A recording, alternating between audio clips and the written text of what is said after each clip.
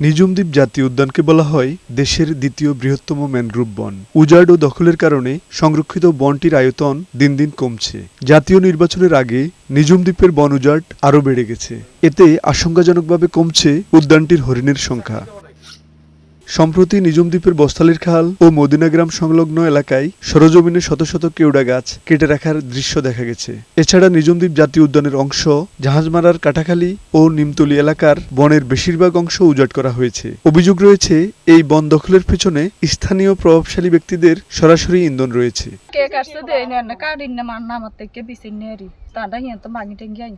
বাগান আগে দেখছি অনেক বড় আছিল, এখন দেখতেছি কেন কেন ছোট হয়ে যায়। দিনে কাটলে তো আমরা দেখতাম, দিনে কাটে না মনে, রাত্রে কাটে, টুস টুস আওয়াজ পাওয়া যায়।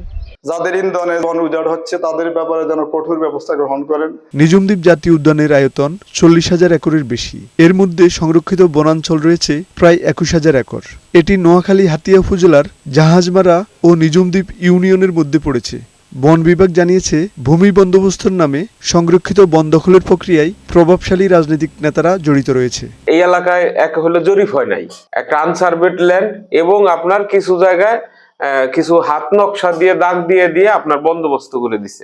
কোন রাজনৈতিক ব্যক্তি এখন পাবলিককে কিছু বলতেছে না, সবারই ভোটের প্রয়োজন। এই নির্বাচনকালীন সময়টায় এই সুযোগটা তারা নিচ্ছে। তবে রাজনৈতিক নেতারা বলছেন, তাদের দল নির্বাচিত হলে বন রক্ষায় কঠোর ব্যবস্থা নেবেন। নিজুম দ্বীপ এটা হচ্ছিল সংরক্ষিত হচ্ছিল বন, রাতের অন্ধকারে সেখান থেকে নির্বিচারে বনের গাছগুলো হচ্ছিল কাটা আছে, এবং সামনে ইলেকশন, সেই সুযোগে অনেকে যারা হচ্ছে এই বন খেকো তারা এই কাজগুলো করতেছে। আমরা যদি ইলেক্টেড হই তাহলে অবশ্যই এই বন উজাড় বন্ধ করবো, কারণ এই বন উজাড়ের সাথে যারা জড়িত এদের প্রায় সকলেই হচ্ছে একটা বড় রাজনৈতিক দলের সাথে জড়িত। এই বনকে যারা ধ্বংস করতেছে, আমি প্রথমে আবার জানাবো প্রশাসনকে তাদের বিরুদ্ধে ব্যবস্থা নেওয়ার জন্য। বিএনপি সরকার গঠন করলে যারা বন অঞ্চলকে ধ্বংস করতেছে আমরা তাদের বিরুদ্ধে ব্যবস্থা নেব। বন উজাড়ের বিষয়ে ব্যবস্থা নেওয়ার কথা জানিয়েছেন পরিবেশ উপদেষ্টা।